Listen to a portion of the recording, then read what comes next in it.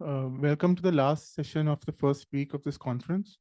Our speaker is Professor Manjunath Krishnapur from IISc Bangalore, and he'll talk about the law of iterated logarithm in last passage percolation. Thank you. Thank you for the invitation. Yeah, it's been nice being here. I had prepared all the slides, but Mahan persuaded me to give board talk. As you know, he can make you do things you're not intending to.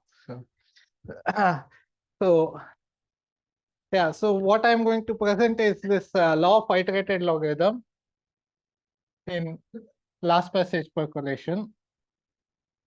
It is based on two papers. So one is with Riddhipratim Basu, Ganguly, Hegde, and myself. And more recently, we improved it in a paper with Basu and Jnaneshwar and Sudeshna, who are all here. Myself. So I won't be describing all the parts of the proof and everything. So what is the question? So let me start with the last passage percolation, which has already been mentioned several times actually in this conference. So you have Z2. Here I'm only considering 1/4 of it. And at every vertex, we have an i.i.d random variable, psi ij. These psi ij's are i.i.d random variables with exponential distribution. That means probability it is bigger than t is e to the minus t for t positive. Okay, so these are i.i.d exponentials at each of the vertices. Then for every path, we have the weight, which is the sum of the random variables on the vertices. So if I have a path like this,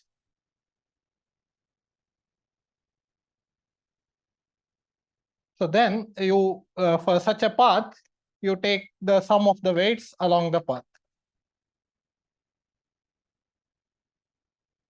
That is the total weight of the path. And what we measure are the last passage times, which are, and we consider only oriented paths which go east and north, so nothing that can backtrack. And then you take the last passage time is defined like this. So I can do it for any vertex, but let me just do it for a vertex which is n comma n. So Tn is the maximum of all these over all the possible paths that go from 1, 1 to n, n. You take all the oriented paths and you take the maximum over all the weights. So this is the last passage time, point to point. Last passage time. Okay. Passage time.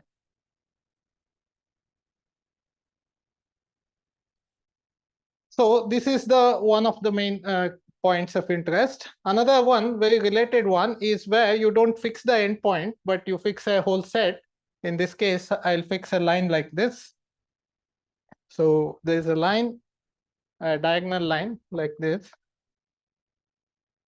And you take the last passage time to any vertex on that line. So you take the maximum over all that, in which case I'll denote it Pn star is the maximum. So here P goes from 1, 1 to n, n, and here it goes from 1, 1 to the line x plus y equal to n of the same quantity.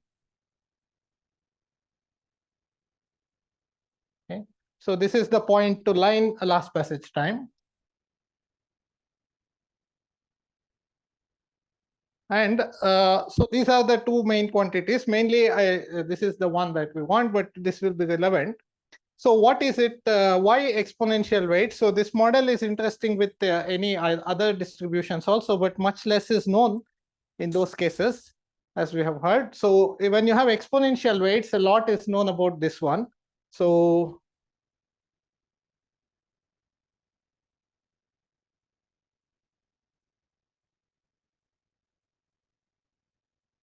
why exponential? So for example, in that case, we know that expected value of Tn is like 4n. So these are all known. I'll mention who did this. And the standard deviation of Tn is of the order of n to the 1/3. And not only that, if you subtract the mean and divide by the standard deviation, you know that it converges in distribution to a certain well-known distribution called the Tracy-Widom distribution with parameter 2. It will not be necessary to know what that distribution is.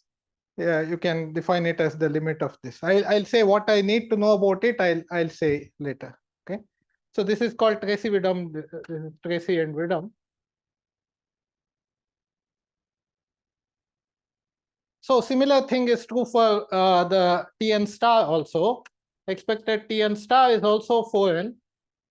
The standard deviation of Tn star is also of the order of n to the 1/3.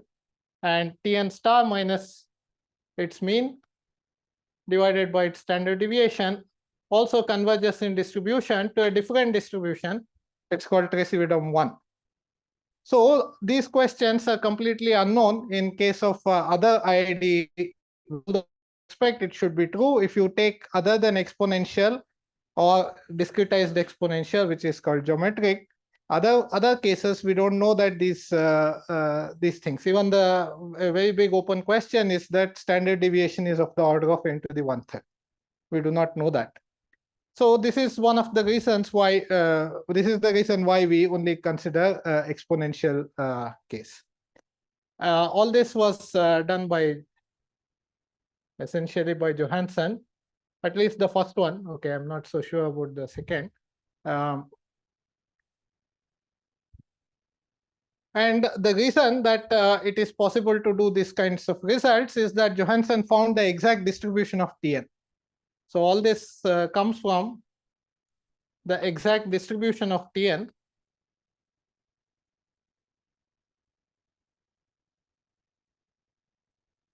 It is quite amazing that only for exponential distribution, you can find that exact distribution. It happens to be exactly the same as lambda n, which I'm going to describe in a moment, where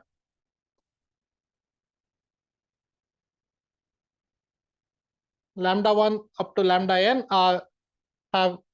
so you have n particles on the real line with density,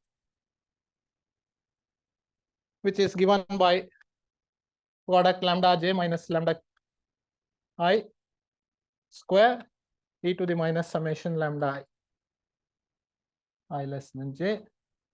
So you consider, if you consider n particles on the line with this density, repulsion factor, and this is like i.i.d. exponentials, but there is this repulsion. If you consider n particles with this density and look at the last one, the rightmost particle, that has exactly the same distribution as Tn. And there is a very similar description for Tn star, where the power is 1 instead of 2. That is the reason for this 2 and 1. This is known. So this exact distribution, it comes from, it's not, there is no simple explanation for it. It comes, there's a little bit of representation theory of the symmetric group that goes into this, in proving this. What is called the IISc algorithm, that is what is used to do this. Okay, so that is the about the why, that's about why exponential weights and so on. So what is the LIL problem that I want to talk about? Okay, so the LIL question is the following.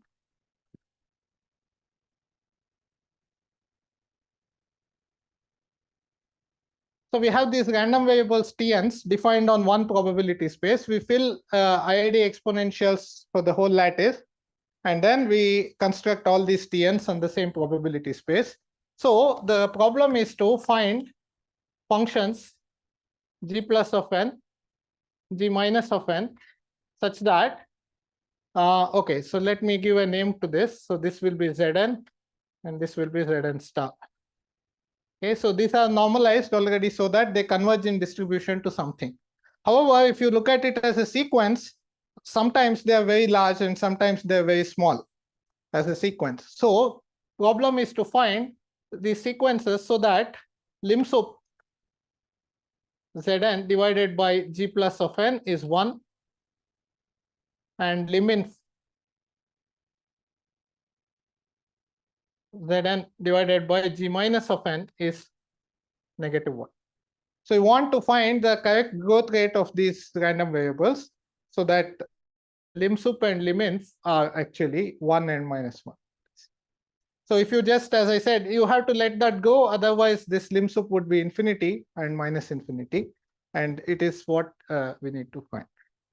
So let me tell you the answer. So the theorem is that.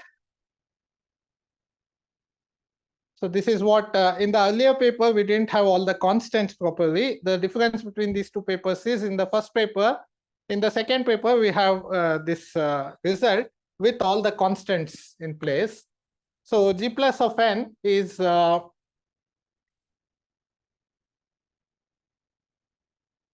n to the 2/3 times 3 to the 2/3, and g minus of n is log n to the 1/3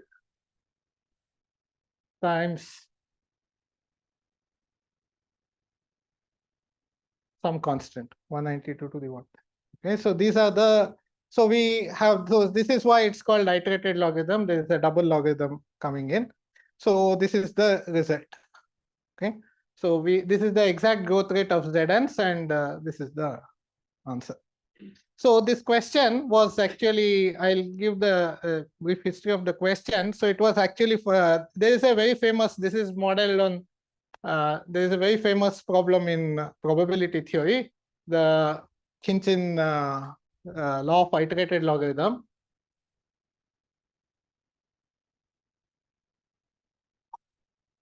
So the law of iterated logarithm for i.i.d. sums. So the question is of course inspired by that. So what is the law of iterated logarithm for i.i.d. sums? So if you have i.i.d. random variables, say x1, x2, i.i.d. with mean 0 and variance 1, and you consider these random variables Sn, which is the sum of those things, then it's known Sn by root n converges to Gaussian, that's central limit theorem. But if you ask about the limsup behavior of that, then it is limsup of this is 1 almost surely, and this 2 log n is the reason why it is called a law of iterated logarithm. This was proved first by Khinchin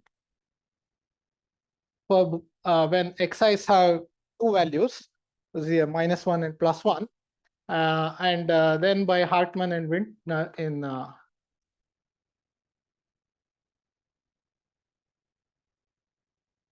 for general case.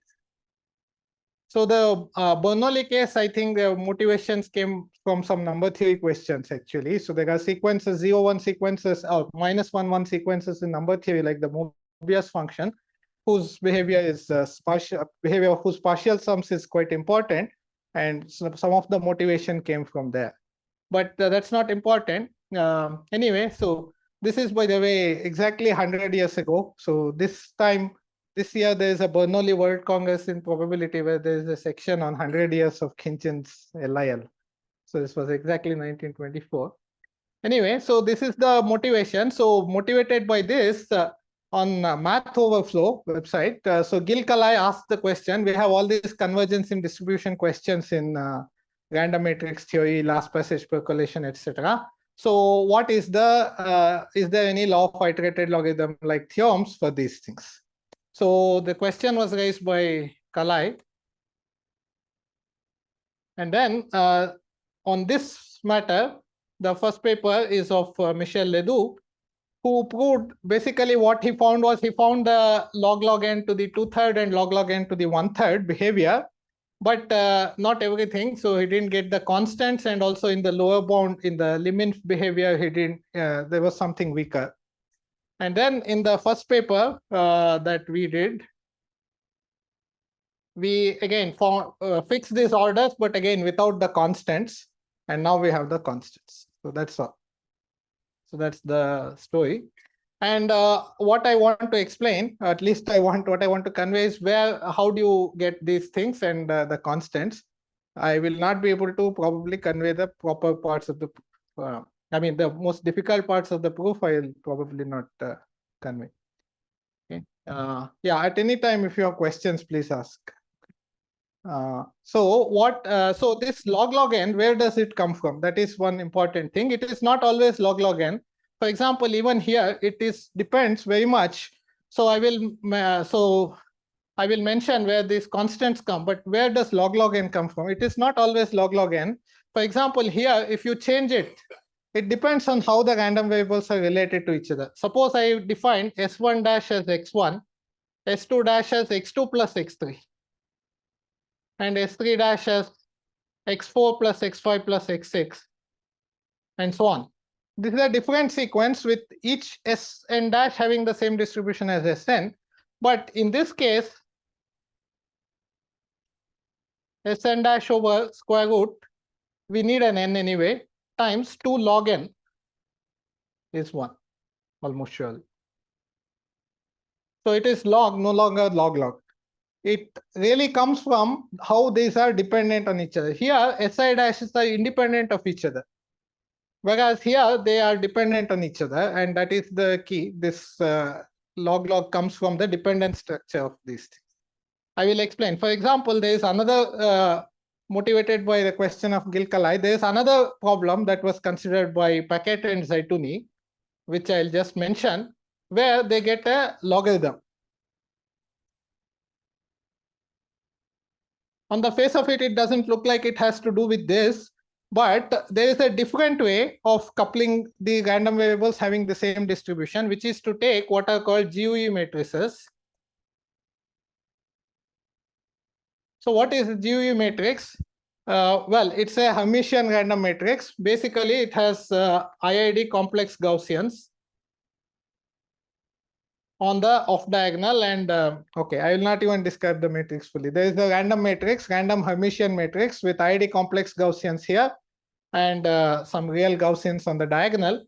And if you look at the eigenvalues of matrices of growing sizes, they happen to have exactly the same distribution as this Tn.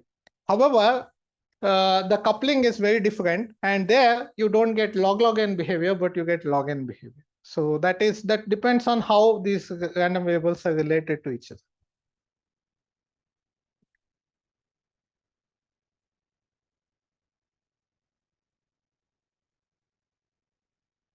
Okay, so yeah, so why? What is the way to approach this question? So let me.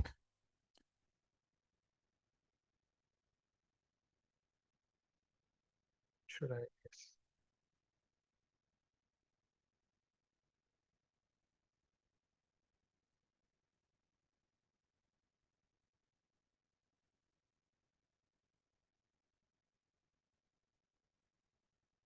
So first, let me explain what those constants are.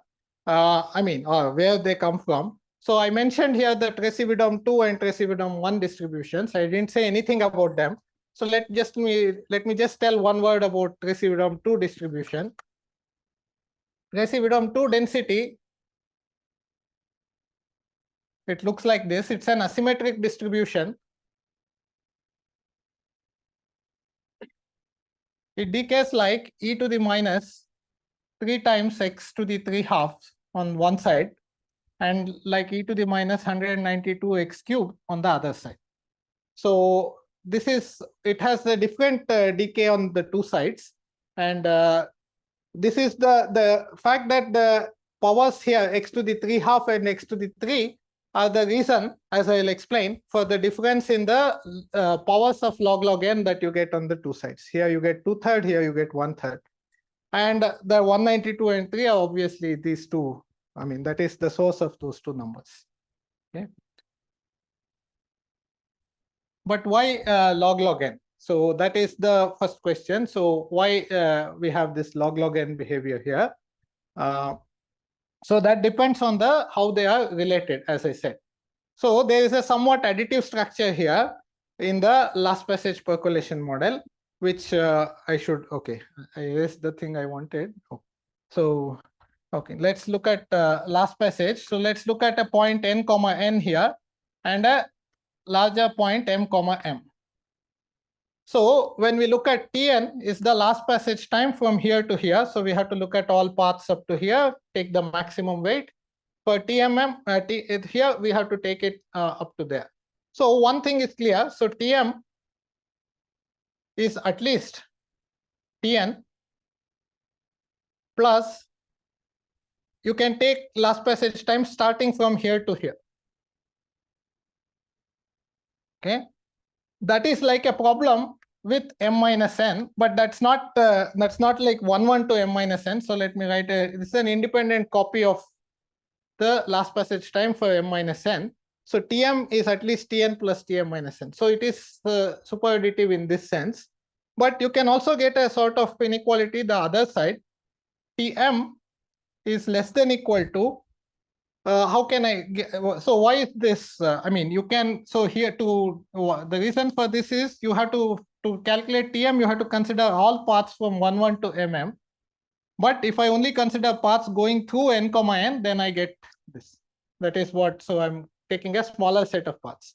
But to get an inequality in the other way, let's look at any path going from 0, 0 to mm. So all of them have to pass through this line. Okay, so, and what is the maximum from 1 to this line? It is at most Tn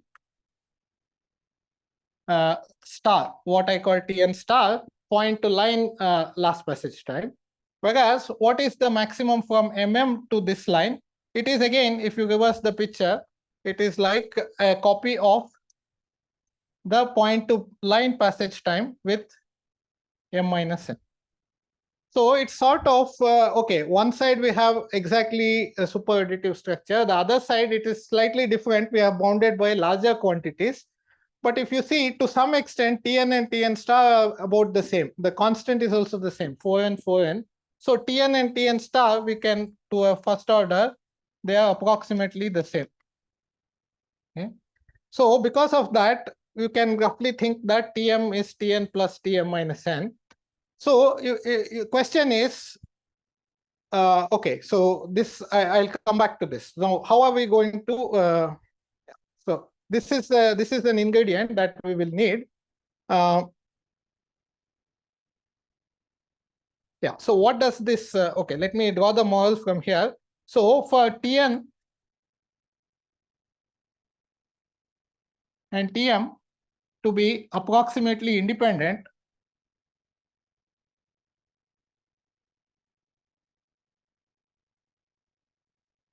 we need m to be small, n to be small compared to n. Okay, what I mean is maybe m is bigger than 2n or something like that. See, it is a sum of two quantities, and if you want this to be a negligible part of this, then n should be a small part of m. M minus n should be the bigger one. So they are approximately independent when n is much smaller than n. So why this is important? As I said, the correlation structure of these Tn's will play a role in finding the log n behavior.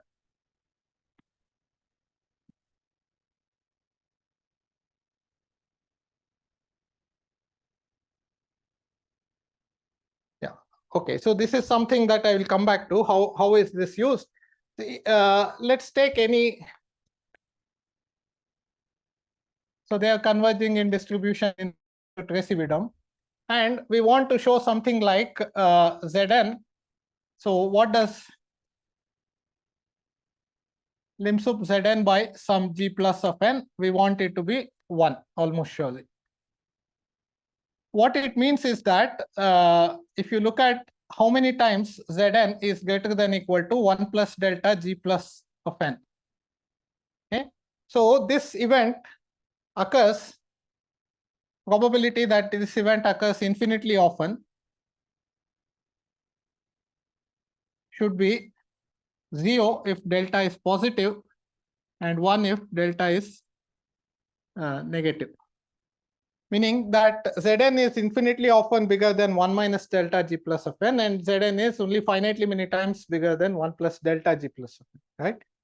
So it is this quantity that we want to control, this probability which we want to show is either 0 or 1. how can we show that? So there is only one tool that we have, which is the Borel-Cantelli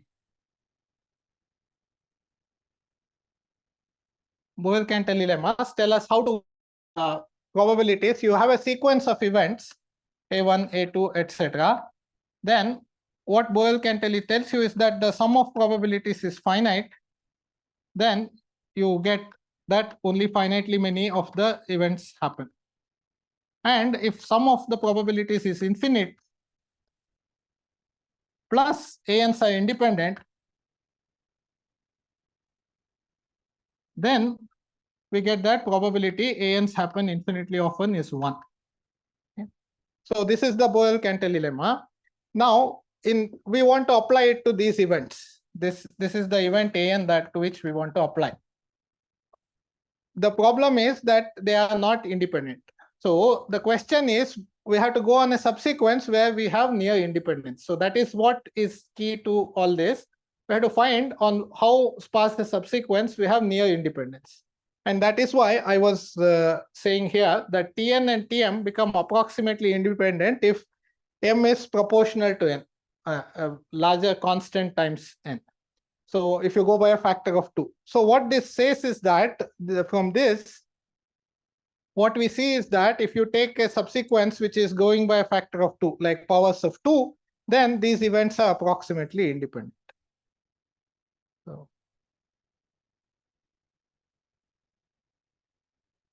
So the conclusion is that if you take nk to be 2 to the power k, or any exponentially going sequence, then the events a and k, which is z and k greater than equal to 1 plus delta,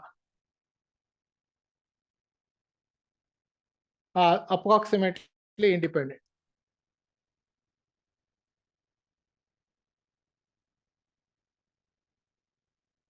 And so when so the approximate independence along this sequence, and what makes this so the once you have independence, then Borel-Cantelli lemma tells you that whether it happens infinitely often, you can just do by summing the probabilities, checking whether it is finite or infinite. And in this case, so the question is, what is summation probability of A and K? So these types of events, so what are the probabilities? If the probabilities are summable, then this will not happen infinitely often. If they are not summable, then it will happen, then it will happen infinitely often. If you have approximate independence. Okay, let's ignore the,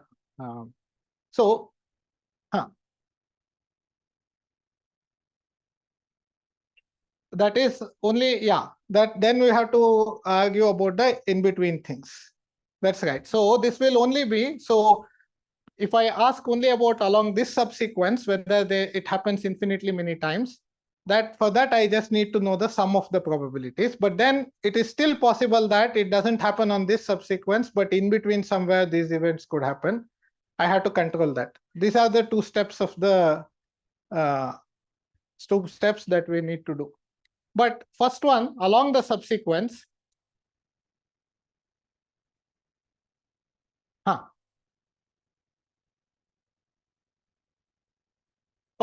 it's actually any.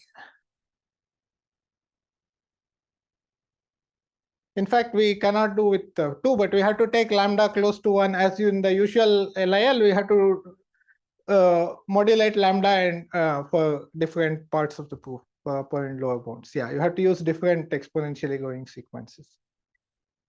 So, like Shubhajit was asking, so there are two parts. One, we can work along the subsequence by just summing the probability, but then what happens in between, that is a separate question that we have to address also. So along the subsequence, we just need to check the probability of A and K, whether it is finite or infinite. That is the question. And how do we do that? That is the main, that brings one of the things that we need to do. So if you look at AN, what is this event? So Zn, and we know that these Zns are converging to Tracy-Widom distribution. So these Zn's are going to Tracy-Widom distribution, and we know the tails of the Tracy-Widom distribution. Whether we can just use those as the tails for this Zn, that is the main question here. So this is a questionable step, but probability of A and K is exactly that this is bigger than this one. And if I were to use the Tracy-Widom tails, I would be writing that this is e to the minus 3 times what is it, g of nk to the power of 3 halves.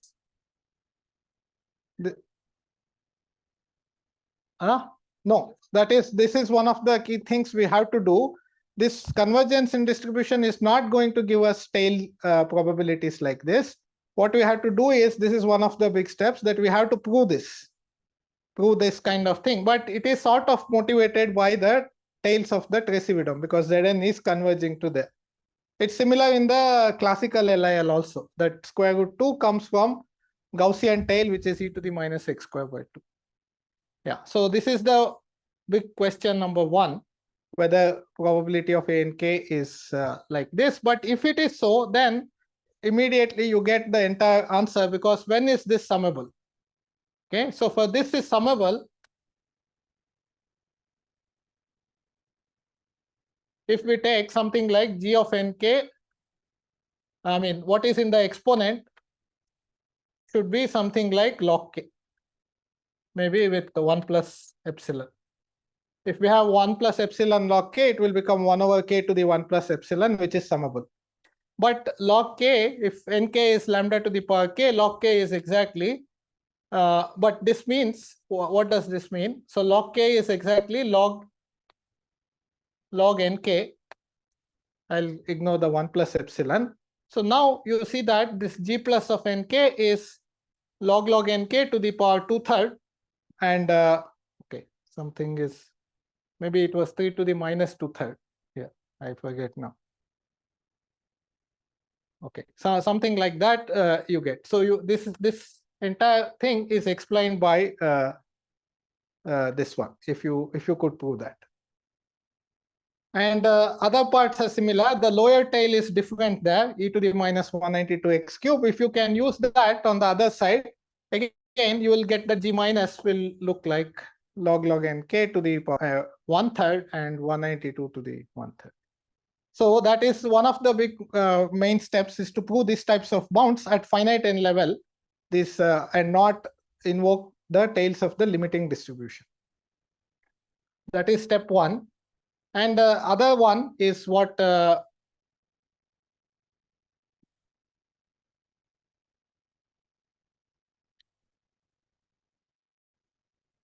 Shubhajit was asking about, what, even if you show that along the subsequence the limsup is 1, what happens along the whole sequence?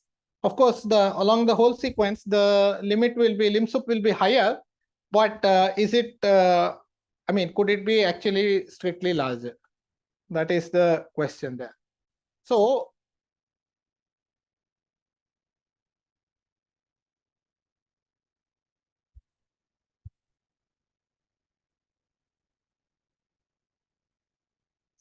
we have a control on the subsequence, but in the gap, what if one of those events happen? One of the Zn's in bigger than 1 plus delta g of n.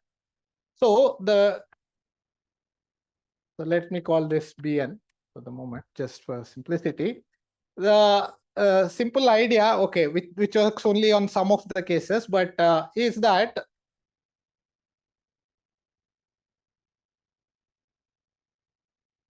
so nk is here, nk plus 1 is here, and we are saying that Bn is that on one of these points, this random variable Zn is quite large. So what I want to say is that probability that a nk plus 1 given Bn is at least a half. What is the meaning of this? Suppose one of these happens to be large.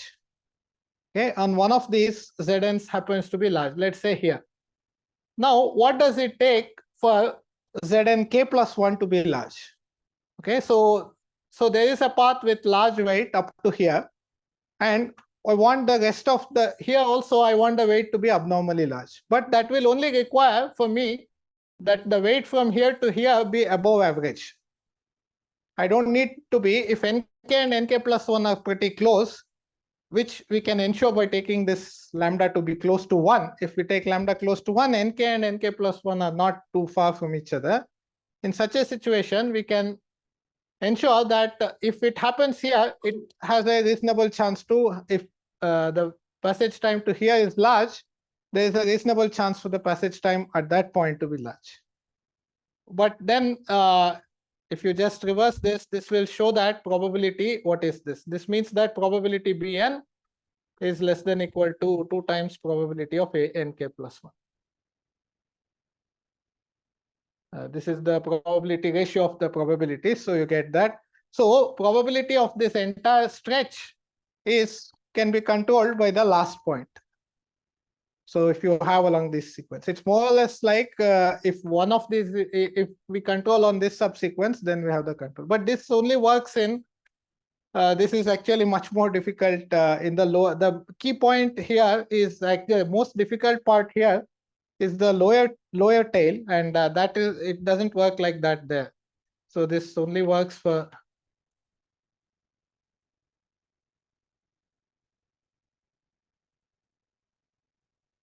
and for lower tail, it is in general, this is a much more difficult question.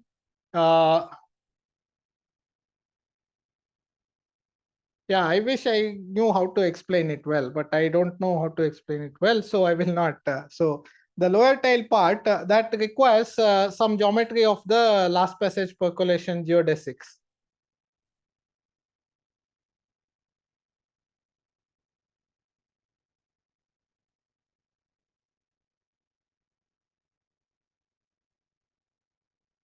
So there are many papers of Riddhipratim, Basu and Ganguly, etc., where they have proved many fine features of the geodesics in last passage percolation. For example, one of the key things is that when you look at this maximum path to a point, say 1, 1 to n comma n,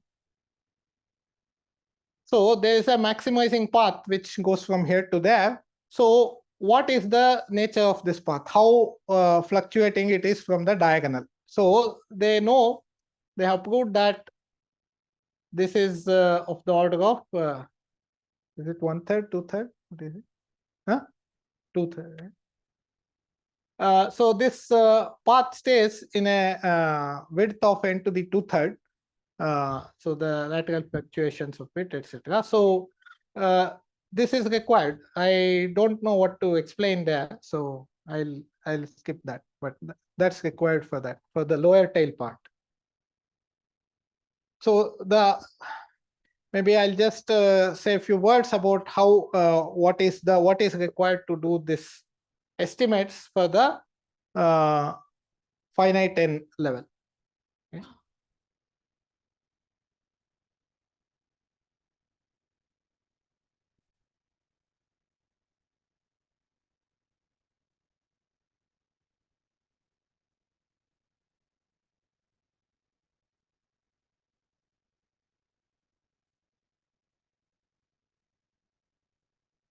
Yeah, I forgot to mention there is also a paper on this LIL by Promit Ghoshal and Shayan Das for KPZ, but only the upper LIL actually. So it's somehow the lower tail is difficult, but this was so this lower tail business is a tricky one, and it was done in a very related context of random matrix theory. So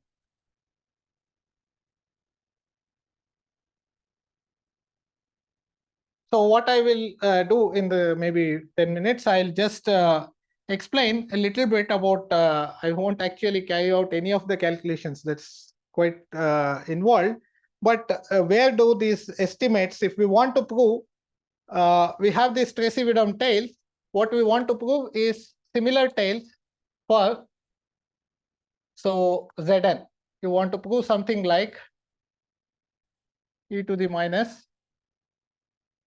t to the 3 half and probability Zn less than equal to minus t is like e to the minus 192 t to the 3. So these type of estimates, of course, it won't work for every t. It works only for t, but yeah. So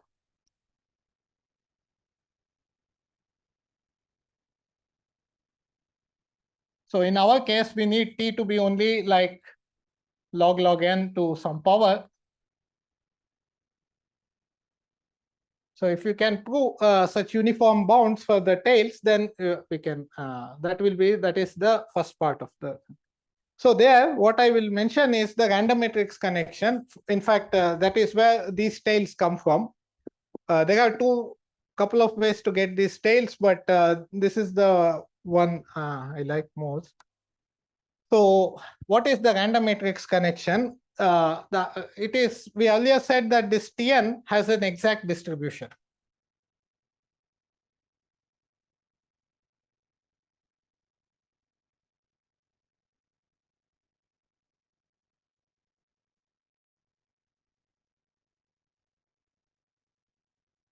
Of endpoints with density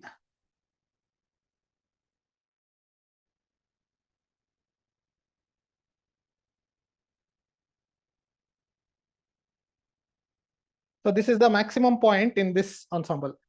It is not very useful actually. This form, okay, it's there is a better method to better representation of it, which I'll write now.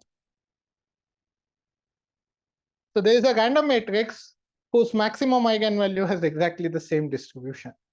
So what is this random matrix? So this is an n cross n matrix, but it's a tridiagonal bidiagonal matrix actually. So let me write here. So this is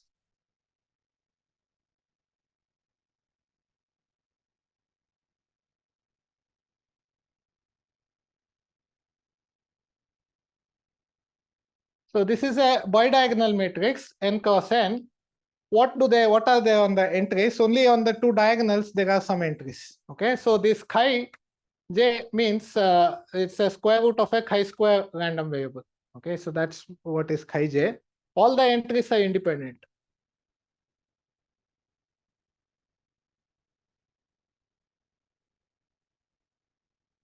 So you have some chi random variables independent, and these chi random variables are independent of those.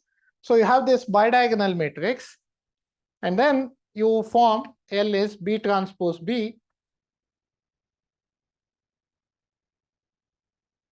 So this is a symmetric random matrix.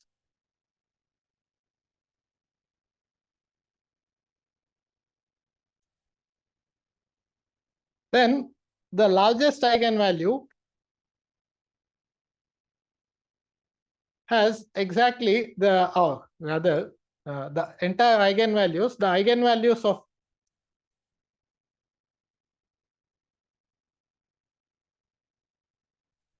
have exactly this joint density. Product lambda j minus lambda I to the power of beta e to the minus summation lambda I. What is beta? I should have put a beta here. Beta is just any positive number.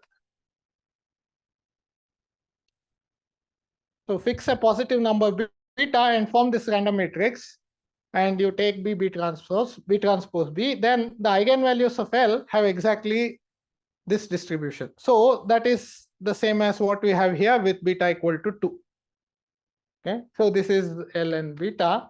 So what this says is that, so this is a very so it is well known that this occurs in random matrix theory. This is the eigenvalues of what is called the GUE matrix, but the GUE matrix is not very useful actually. So it is not good for much. Whereas this matrix is actually very useful because this is a bidiagonal matrix, and it's like a first order differential operator. So Bn acts, it's a discrete first order differential operator.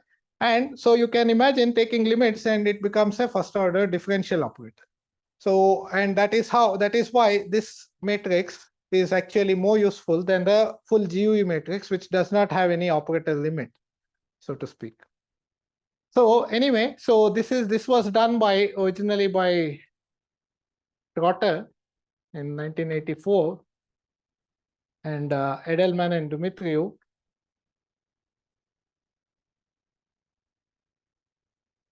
in 2000s. So this has been one of the approaches to a certain class of random matrix problems is via this class of matrices. So what is the use of this matrix? So as I said, one can take a limit of these operators, and Ramirez, Ryder, and Vivak did that. What they showed is that ln, okay, so in terms of ln, I'll never remember this. Okay, I don't know. Maybe it is minus 4n into n to the 1/6. Okay, everything here could be wrong, but this converges in distribution to this stochastic random operator called the stochastic array operator. Okay, so this one you view it appropriately as acting on functions, piecewise continuous functions or something, and it converges to this random operator, which is a second order differential operator.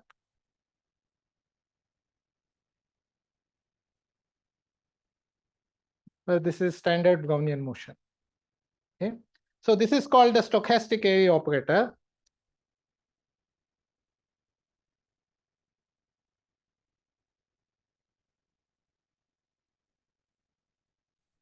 So so this random matrix in this sense converges.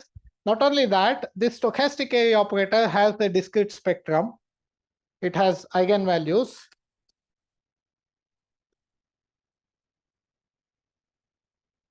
Let's call it mu1 less than mu2 less than etc. And okay, sorry, mu1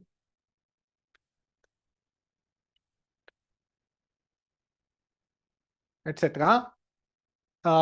There's a, which way does it go?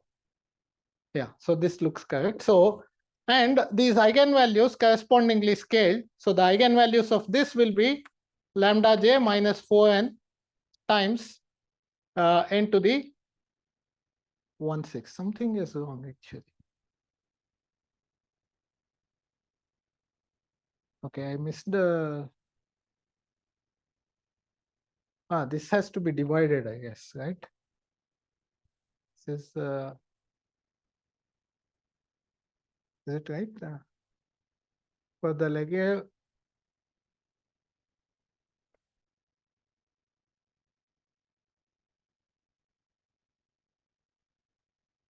Yeah, so this has to be divided, sorry.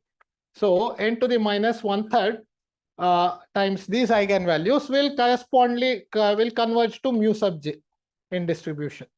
So this way it is a operator convergence which gives you all the convergence of all the eigenvalues. So in particular, what you care about is the largest eigenvalue. These are exactly, so lambda n minus 4n by n to the 1/3 converges to this mu1, and this is exactly the this is the definition of the Tracy-Widom distribution for general beta, not just beta equal to 2, which I was interested in, but this is the Tracy-Widom beta distributions. Now they did this, and not a. What's the time? Okay, I'm almost done. So, and this stochastic array operator is also extremely useful. What Ledoux and Baslingker did is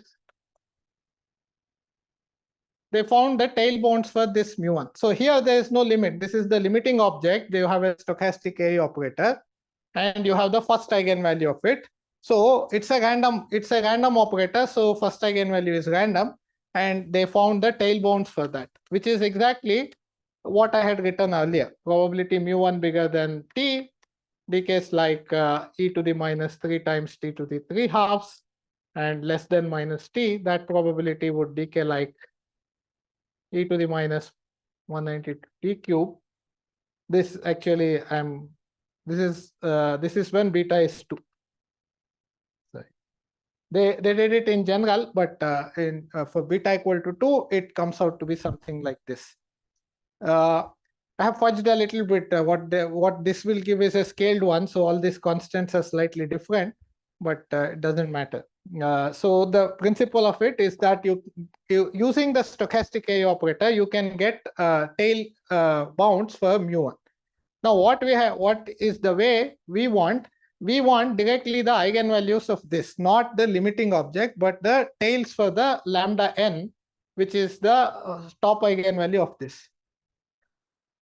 So what we do is we basically mimic the proof, but with the finite matrix instead of the operator, and that is how. So we sort of mimic the proof, most of it. There are many technical steps to get tail bounds for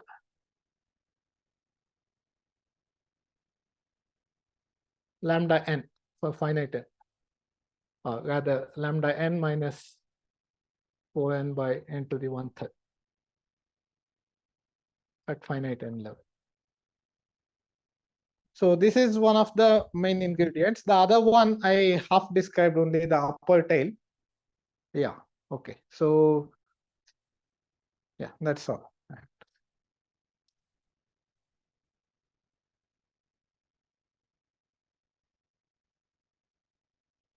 Any questions for speaker?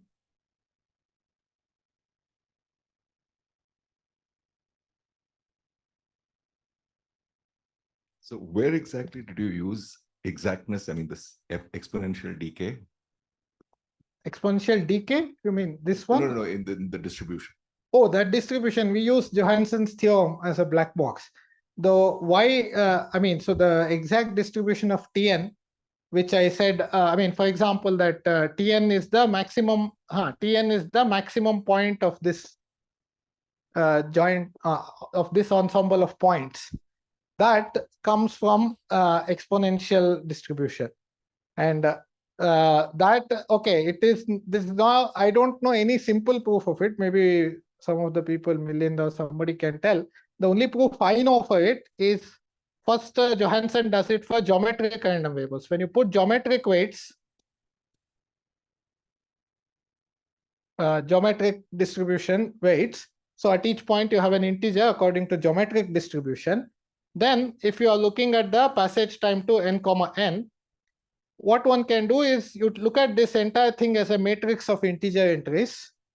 And then there's this IISc algorithm, which kind of maps it to a pair of semi-standard Young tableau with a common shape. And this last passage time corresponds to length of some first row or something like that in that one. And so he manages to find the exact distribution of Tn for geometric random variables, and by taking you can get exponential as a limit of geometrics, and hence gets the distribution. So I do not know of any direct proof for exponential, or even and even better would be a direct connection between Tn and some random matrix. This I don't know. Milind, is there any? Okay. So are there any other distributions for which it's exactly solvable and you can? Geometric distribution is one, but we have not looked into LIL problem for that. Yeah. Yes. Any other questions? So I have a question. So what's the relation of this distribution with the GUE distribution? Oh, sorry, this is the Leger. Okay, so this is not GUE, but I misspoke. It is the Leger unitary ensemble. Yeah. So there is no square. Yeah. There are no further questions. Thanks, speaker.